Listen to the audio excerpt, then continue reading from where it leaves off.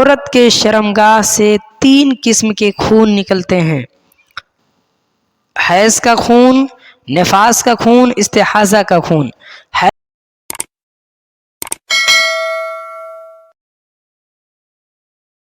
السلام علیکم ورحمۃ اللہ وبرکاتہ۔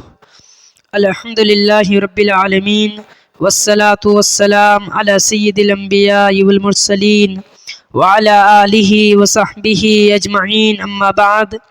قال النبی صلی اللہ علیہ وسلم طلب العلم فریضۃ علی کل مسلم۔ محترم ناظرین، اللہ کے فضل و کرم سے اور اس کے احسان سے ہم نئے باب کے اندر داخل ہو چکے ہیں۔ نئے باب کا نام ہے باب الحیض، حیض کا باب۔ یہ حیض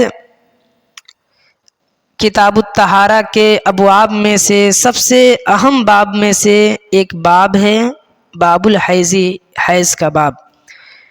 حیض کے مسائل بہت ہی اہم مسئلہ ہے، کیونکہ حیض کی حالت میں بہت ساری چیزوں سے اسلام نے روک دیا ہے عورت کو۔ مثال کے طور پر اگر کسی عورت کو حیض کا خون آئے تو اسلام نے اسے نماز پڑھنے سے، روزہ رکھنے سے یا پھر مسجد جانے سے روک دیا ہے۔ گویا کہ حیض کا جو مسئلہ ہے یہ بہت ہی اہم ہے، لہذا اس مسئلے کا پوری معلومات ہونی ضروری ہے۔ لہذا اس باب کے اندر ہم حیض کے مسائل کو تفصیلی بحث کے ذریعے جانیں گے کہ یہ حیض کے کیا کیا مسائل ہیں، حیض کے سلسلے میں اللہ کے نبی نے کیا کرنے کا حکم دیا ہے، کس چیز سے روکا ہے، سارے مسائل انشاءاللہ اس باب کے اندر ذکر کیے جائیں گے۔ آئیے سب سے پہلے ہم ایک حدیث سے سٹارٹ کرتے ہیں اس باب کا، پھر ہم اس حدیث کی وضاحت کریں گے اور یہ حیض کے جو مسائل ہیں سارے مسائل انشاءاللہ ذکر کریں گے۔ حدیث کے راوی عائشہ رضی اللہ تعالی عنہا ہیں۔ یہ عائشہ رضی اللہ تعالی عنہا کون ہیں؟ ان کے تعلق سے ہم بتا چکے ہیں اور ایک اسپیشل ویڈیو بنا کر ہم ڈال چکے ہیں راوی کے تعلق سے، ان میں ان کا بھی نام ذکر ہے۔ یہاں پر آپ مختصر جان لیں، عائشہ رضی اللہ تعالیٰ عنہا یہ حضرت ابوبکر صدیق کی بیٹی ہیں اور یہ اللہ کے نبی صلی اللہ علیہ وسلم کی بیوی میں سے بیوی ہیں۔ کئی سارے بیویاں تھیں، ان بیویوں میں سے ایک بیوی عائشہ رضی اللہ تعالیٰ عنہا ہیں۔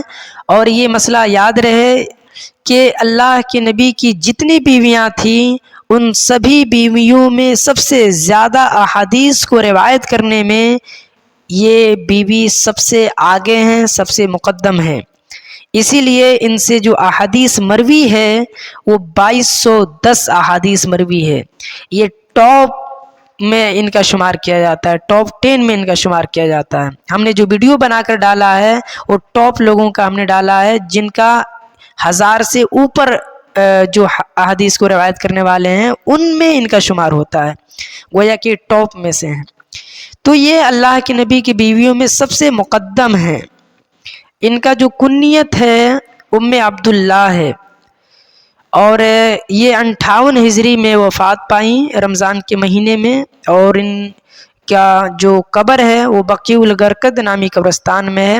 بہت سارے لوگ جنت البقیع کہتے ہیں، جنت البقیع کہنا یہ درست نہیں، اس لیے کہ جنت البقیع جو قبرستان کہا جاتا ہے گویا کہ یہ بات بتایا جا رہا ہو کہ اس کے اندر صرف جنتی لوگ ہی ہیں، ایسا نہیں ہے۔ جنت البقیع میں بہت سارے کفاروں کا بھی قبر موجود ہے، اس لیے ہم نہیں کہیں گے انہیں جنت البقیع، ہم یہ کہیں گے کہ بقیع الغرقد ہم کہیں گے، جنت البقیع نہیں کہیں گے۔ یہ روایت کرتی ہیں، قالت تعالی عنہا روایت کرتی ہیں، قالت کہتی ہیں کہ ان فاطمہ بنت ابی حبیش، کہ بے شک فاطمہ بنت ابی حبیش رضی اللہ تعالی عنہا کانت تستحاض، یہ استحاضہ ایک خون ہے جو عورت کے شرمگاہ سے نکلتا ہے، یہ ایک بیماری ہے، یہ ایک بیماری ہوتا ہے۔ ابھی ہم بتائیں گے کہ استحاضہ خون کیا ہوتا ہے اور اس کا احکام کیا ہے، اس کے مسائل کیا ہیں۔ یہاں پہ آپ یہ جان لیں کہ حیض یا نفاس کے دنوں کے علاوہ جو بھی خون آئے وہ استحاضہ میں شمار کیا جاتا ہے۔ ایک بیماری ہوتا ہے یہ استحاضہ کا خون، اس میں عورت کے شرمگاہ سے خون نکلتا ہے۔ تو فاطمہ بنت ابی حبیش کو استحاضہ کی بیماری لاحق تھی، گویا کہ انہیں دائمی بیماری استحاضہ کی تھی، انہیں ہمیشہ استحاضہ کا خون آتا تھا۔ فقال رسول اللہ صلی اللہ علیہ وسلم، اللہ کے رسول صلی اللہ علیہ وسلم نے کہا، گویا کہ یہ اللہ کے نبی پاس آئیں، یہاں پہ مذکور نہیں ہے لیکن یہ اللہ کے نبی پاس آئی، انہوں نے اپنی بیماری کی شکایت اللہ کے نبی سے کی، تو اللہ کے نبی نے کہا ان دم الحید دم اسود یعرف، کہ بے شک دم الحید، حیض کا خون، دم اسود، کالا خون ہوتا ہے، یعرف، جسے جانا جاتا ہے، جسے پہچانا جاتا ہے۔ یہاں پر اللہ کے نبی صلی اللہ علیہ وسلم نے حیض کے خون کی ایک پہچان بتائی کہ حیض کا خون کس رنگ میں ہوتا ہے، کس کلر میں ہوتا ہے۔ اللہ کے نبی نے حیض کے خون کا رنگ بتایا کہ کالا خون ہوتا ہے، گویا کہ اگر کالا خون عورت کے شرمگاہ سے نکلے تو حیض کا خون شمار کیا جائے گا۔ اور اللہ کے نبی کیا کہتے ہیں، فَإِذَا كَانَ ذَلِكَ، پس اگر ایسا آئے، یعنی یہ حیض کا خون آئے، فَامْسِكِي، تو تم رک جاؤ، عَنِ الصَّلَاةِ، نماز سے، یعنی نماز تم مت پڑھو۔ فَإِذَا كَانَ الْآخَرُ، پس اگر دوسرا خون ہو، فَتَوَضَّئِ، تو تم وضو کرو، وَصَلِّ، اور نماز پڑھ لو۔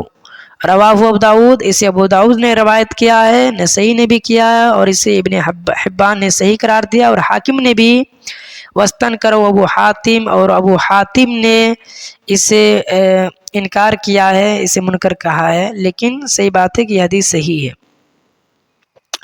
عائشہ رضی اللہ تعالی عنہا اس حدیث کو روایت کرتی ہیں، کہتی ہیں کہ فاطمہ بنت ابی حبیش اللہ کے نبی سے حیض کے خون کے بارے میں نہیں بلکہ استحاضہ کے خون کے بارے میں سوال کی کہ اللہ کے نبی مجھے یہ خون آتا ہے، تو اللہ کے نبی صلی اللہ علیہ وسلم نے ایک اصول بتلا دیا کہ حیض کا خون کالے رنگ کا ہوتا ہے، گویا کہ اگر حیض کا خون آئے تو تم نماز سے رک جاؤ، اسی لیے اللہ کے نبی نے کہا فَإِذَا كَانَ ذَلِكَ فَامْسِكِ عَنِ الصَّلَاةِ، پر جب اگر حیض کا خون آئے تو نماز سے رک جاؤ۔ یہاں پہ ہم تفصیل سے ذرا ہم حیض کے مسائل کو ذکر کر دیں۔ یہاں پر ایک سب سے اہم چیز یہ نوٹ کرتے چلیں کہ عورت کے شرمگاہ سے 3 قسم کے خون نکلتے ہیں، حیض کا خون، نفاس کا خون، استحاضہ کا خون۔ حیض کا خون کسے کہتے ہیں اور پھر اس کا رنگ کیا ہے، اس کے تعلق سے ہم تفصیل سے یہاں پہ بتا دیتے ہیں آپ کو۔ حیض کہتے کسے ہیں، سب سے پہلے یہ جان لیجئے۔ حیض کہتے ہیں ایک لڑکی کے بلوغت کے عمر پہنچ جانے کے بعد ہر مہینے جو اس کے شرمگاہ کے راستے سے خون نکلے اسے حیض کا خون کہتے ہیں۔ اب حیض کا خون یہ ہر مہینے نکلتا ہے، اب اس کی رنگ کیا ہے، اس کی رنگت کیا ہے، اس کا کلر کیسا ہوتا ہے، 3 طریقے کا ہوتا ہے۔ ایک تو کالا بھی ہوتا ہے، لال بھی ہوتا ہے اور پیلا بھی ہوتا ہے۔ کسی عورت کا لال نکلتا ہے تو کسی کا پیلا تو کسی کا کالا۔ اب اس کی مدت کیا ہے، ایک حیض والی عورت کا خون یہ کب تک چلتا ہے؟ امام شافعی رحمہ اللہ کہتے ہیں کہ کم سے کم 1 دن خون رہتا ہے اور زیادہ سے زیادہ 15 دن تک، جبکہ امام ابو حنیفہ رحمہ اللہ کہتے ہیں کہ یہ 3 دن کم سے کم اور زیادہ سے زیادہ 10 دن تک۔ راجح قول کے مطابق یہ ہے کہ یہ عورت کے اپنے معمول کے مطابق ہے، اب کسی عورت کو 5 دن ہی آئے یا 7 دن آئے یا 9 دن آئے، یہ عورت کے معمول کے مطابق ہے۔ اچھا، ایک چیز سب سے اہم چیز یہ ہے کہ عورت کے جو خون ہے، حیض کا خون ہے، یہ آرام سے عورت نہیں پہچان پاتی کہ یہ حیض کا خون ہے یا نفاس کا خون ہے۔ या इस्तिहाज़ा खून है। देखिए ये जो हैज़ का खून है दूसरे खून के बनिस्बत इसका खून अलग होता है, इसे आराम से पहचाना जा सकता है। अगर ना पता चले तो अपनी जैसी औरतों से रुजू करे, अपने ख़ानदान में जो औरत है उससे रुजू करे। ये पता करने का एक तरीका, अगर नहीं पता चल रहा तो अपने ख़ानदान में जो लड़कियां को जो बालिग हैं उनसे रुजू करे, उनसे पता करे कि भाई मुझे ऐसा ऐसा मसला है, मुझे इस तरीके का खून आ रहा है, इसके बारे में बताओ, वो बताएगी। अब यहाँ पे एक मसला ये नोट करें कि हैज़ की हालत में क्या कर सकती है। तो आप याद रखें अल्लाह के नबी की हदीस है, इस्नौ कुल्ल शैइन इल्ला निकाह, औरत तमाम काम कर सकती है सवाए निकाह के। निकाह मतलब यानी जमा, यानी अपने शौहर के साथ हम बिस्तरी नहीं करेगी, हम बिस्तरी नहीं करेगी फ़र्ज में, यानी कि अपने शर्मगाह के अंदर शौहर का अज़्वे तनासुल दाखिल नहीं होना चाहिए। हाँ, मर्द अगर चाहता अपनी बीवी से हम बिस्तरी करना चाहे तो बीवी के कपड़े के ऊपर, बीवी के जो शर्मगाह है शर्मगाह के ऊपर कोई कपड़ा रख दे, कोई कपड़ा वगैरह रख दे, इस एतबार से कि शर्मगाह के अंदर जो मर्द का शर्मगाह होता है अज़्वे तनासुल वो दाखिल न हो सके। ये याद रहे कि मर्द का अज़्वे तनासुल औरत के शर्मगाह में दाखिल नहीं होना चाहिए। अगर दाखिल हो गया तो फिर कफ़ारा देना होगा। अब कफ़ारा क्या है? अब इसमें दो सूरत है। अगर खून एक जैसे हैज़ का अय्याम अभी शुरू हुआ था तो फिर अगर इस हालत में कर दिया अभी शुरू अय्याम में ही तो 1 दिनार देना होगा। अब 1 दिनार की कीमत कितनी बनती है? अभी दौरे हाजिर में मैं 25,000 निकलता है तकरीबन।